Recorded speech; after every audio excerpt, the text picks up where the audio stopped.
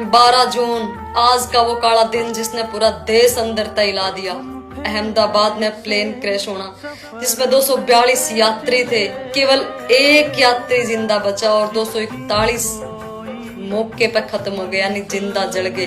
केवल 625 फुट ही वो जहाज ऊपर उड़ा था कि एकदम तक क्रैश हो जावा है। एक मेडिकल हॉस्टल की बिल्डिंग तक टकरावा है और बिल्डिंग में कुछ MBBS डॉक्टर थे, वह भी मौके पर खत्म हो जावे हैं। इतने सारे लोगों की एक साथ मौत होना, जिंदा जलना, इतनी दर्दनाक मौत भगवान किसी ने भी नहीं देवे।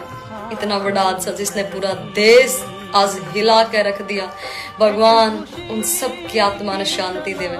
किसी के माँ बाप, किसी के भाई, किसी की बहन, किसी के बच्चे मासूम, कितने इंसान उसमें बैठे थे, सब खत्म हो गए रहे। जो लोग अपने सपनों की उड़ान भर रहे थे, कोई जिंदा नहीं बचा, सब मर गए रहे।